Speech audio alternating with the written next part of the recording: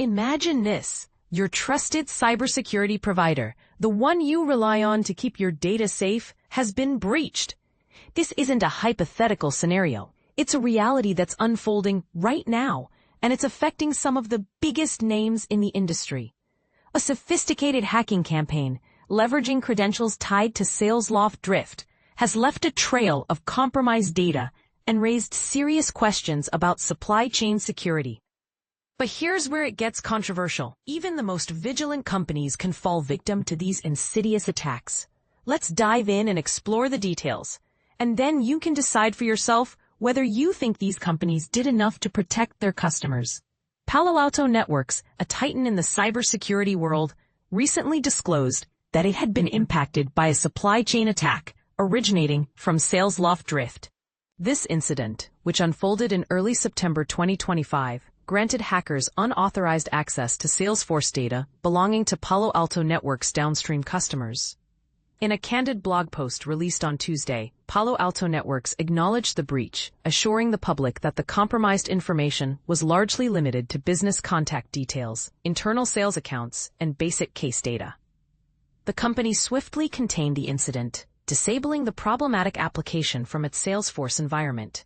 A spokesperson for Palo Alto Networks emphasized that the breach did not affect any of the company's products, systems, or services, a claim backed by their internal investigation team, Unit 42. But here's the part most people miss. While Palo Alto Networks was quick to address the issue, the breach itself highlights a critical vulnerability in the supply chain.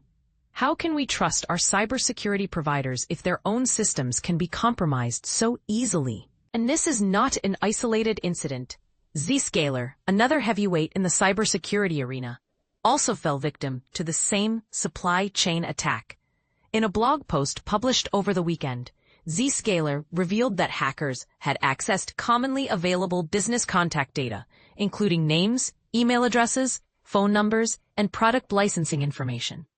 However, Zscaler was quick to clarify that the breach was limited to Salesforce integrations and did not impact their core products, services, systems, or infrastructure. And this is the part most people miss. While Zscaler assured customers that the breach was contained, the fact remains that a significant number of customers were affected. The company chose not to disclose the exact number, leaving many to wonder about the true extent of the damage. The hacking campaign, which ran from August 8th to August 18th, was initially disclosed by the Google Threat Intelligence Group, GTIG. Researchers identified a threat actor tracked as UNC6395, targeting Salesforce instances with compromised OAuth tokens associated with Salesloft Drift. But here's where it gets even more alarming. The scope of the attacks was far more widespread than initially thought. Google's threat researchers, in collaboration with incident response experts from Mandiant, discovered that the attacks involved hundreds of potential targets. They urge Salesloft Drift users to assume potential compromise, a stark reminder of the ever-present threat lurking in the digital shadows. In a chilling update to their blog post, GTIG warned that UNC6395's campaign was not limited to Salesforce, advising organizations to treat any and all authentication tokens stored in or connected to the Drift platform as potentially compromised. Salesforce, for its part, took swift action to mitigate the damage.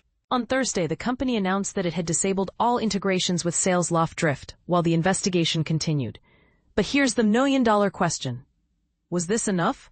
And this is the part most people miss.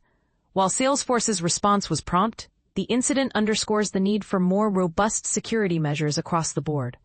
How can we ensure that our data is truly safe in an age where even the most trusted providers can be breached? And this is where the conversation gets interesting. Do you think these companies did enough to protect their customers? Or is there more that could have been done? We'd love to hear your thoughts in the comments below. Let's spark a debate and see where the chips fall.